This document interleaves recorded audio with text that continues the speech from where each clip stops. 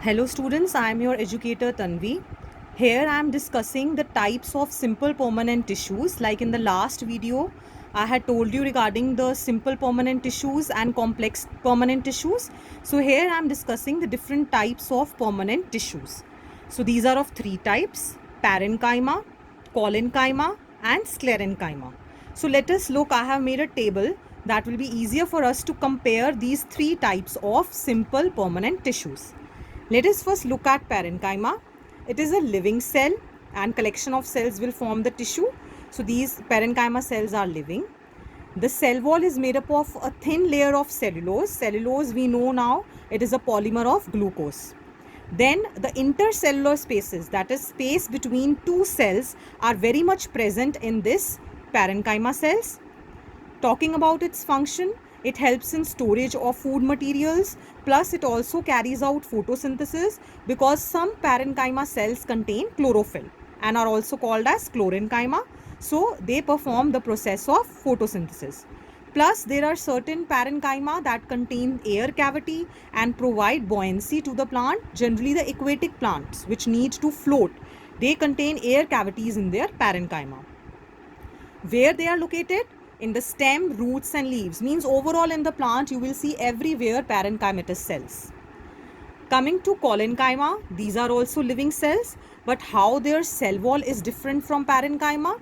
Here the cell wall is thick at the corners and these thickenings are made up of pectin. Talking about its intercellular space, that is spaces between two cells, that is very less. Main function is flexibility of the plant. So when we say that collenchyma provides the flexibility to the plant, means where it is present at the base of the leaves. Means wherever branching will be there in plant, there collenchyma will be present. Next is sclerenchyma. These are dead cells. And how the cell wall differs from collenchyma and parenchyma? They contain thick lignin walls. So the brown color which you see in the bark of the tree, that is due to this pigment called as lignin. It is a very complex polymer, very difficult to degrade. And talking about its intercellular spaces, these are absent. Main function, because it is dead tissue, so it is protective in function. Main function is to give mechanical strength to the plant.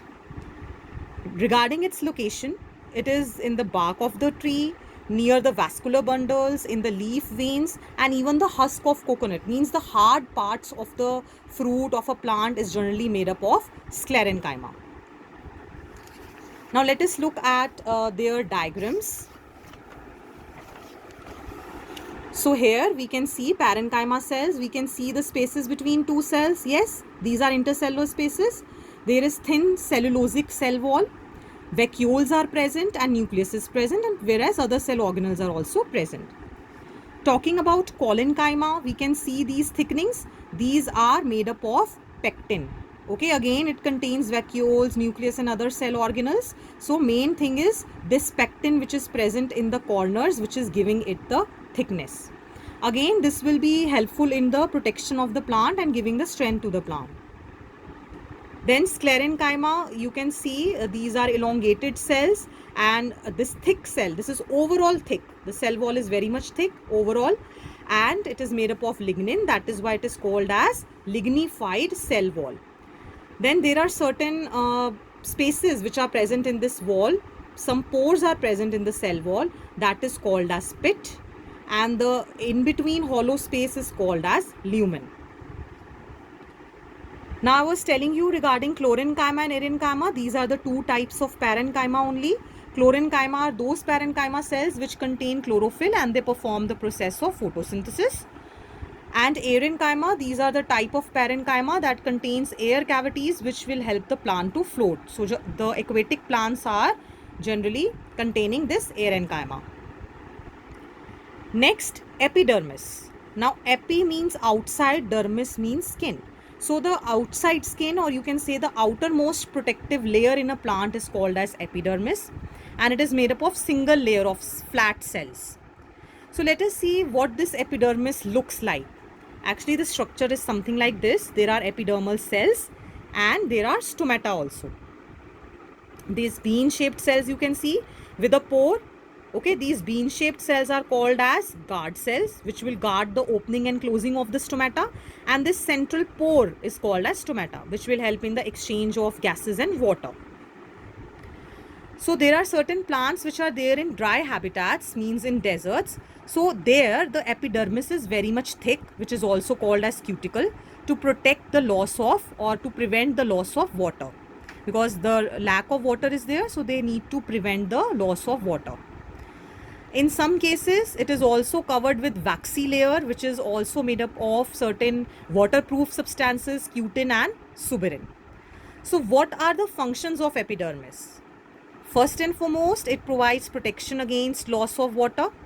Then again and any mechanical injury, against any mechanical injury, and invasion by fungi, means any microorganism cannot enter easily inside because outer covering is present.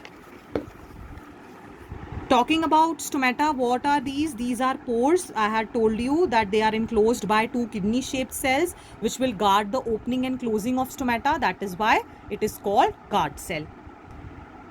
Regarding functions of stomata, it helps in exchanging the gases with the atmosphere and also the water. So there is a process which you should remember. It is called as transpiration.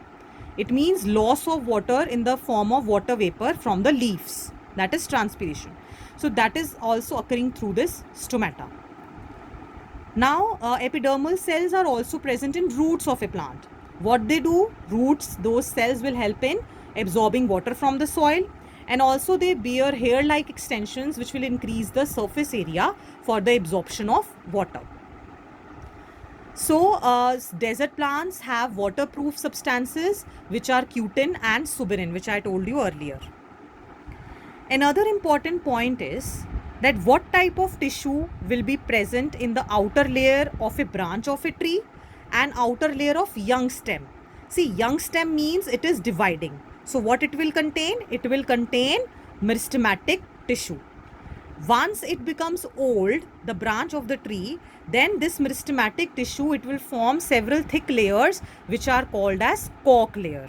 Okay, so young stem is containing meristematic tissue, and the old stem, the branch of the tree, mainly it will contain sclerenchyma, dead tissue.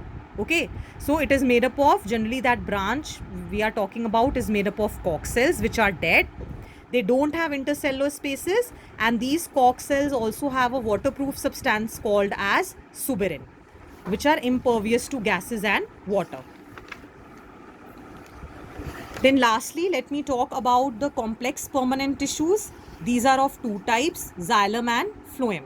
So together, xylem and phloem actually help in the transport of food and water. Okay, so that is why together they are also called as vascular bundle or conducting tissue. So complex permanent tissue, as we had discussed in the previous video, that these are made up of more than one type of cells. So xylem is also made up of 4 types of cells, and phloem is also made up of 4 to 5 types of cells. Let us first talk about xylem. It contains tracheids, vessels, xylem parenchyma and xylem fibers.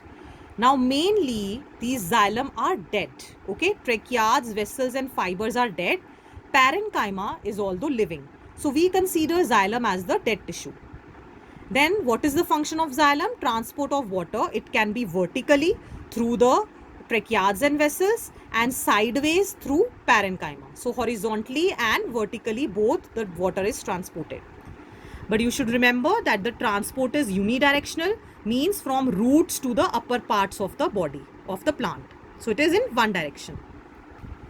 Talking about phloem, this is actually made up of 5 types or 4 types. Generally it is sieve tubes, companion cells, phloem parenchyma and phloem fibers. So actually the 5th type which I was telling you is sometimes called as sieve cells, or sieve cells and tubes in combination also we can consider it as a single type, because these cells only will form tube-like structure called as sieve tubes. Now when we look at this, only fibers are the dead part, rest all are living. Only fibers are the dead and other is living tissue. So only phloem fibers are dead, we can consider phloem as a living tissue. What it does, it transports food from leaves to other parts of the plant. Now that is why we can say that the transport of food is bidirectional, means from leaves as well as roots from one place to the other.